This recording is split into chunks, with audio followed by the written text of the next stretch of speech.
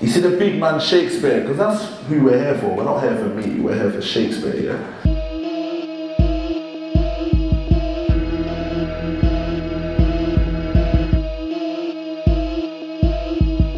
Yo, I'm Novelist, I'm performing, and I'm going to be speaking to young people. This is Shakespeare recited at Selfridges.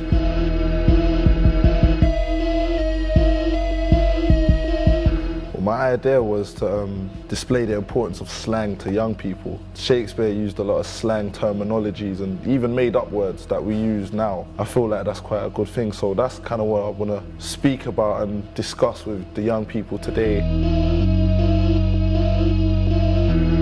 What's your name, bro? Mohammed still. Old type man like Moham. But how would you say Mr. Mohammed from West London is dressed? What swag would you say? Cash. Cash. C-A-S-J. Oh.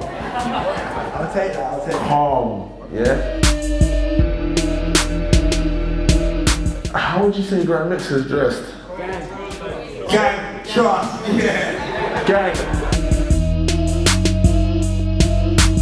To me, what I think is special about Shakespeare is his use of language. Like, he used mad words. I wanted everyone to go away with the understanding that just the words you make up and just the way we talk and just the style you approach things with can actually become something that's used in hundreds and hundreds of years in the future.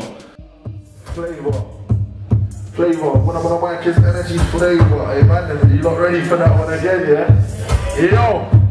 Yo, for those who don't know, I was like, oh yeah! So you go like, put it backwards, yeah! Thought to myself like, oh yeah! So you go like, put it backwards, yeah! Thought to myself like, I was like, who's that chick that? Yo, it was the Pamela. Who's that chick that?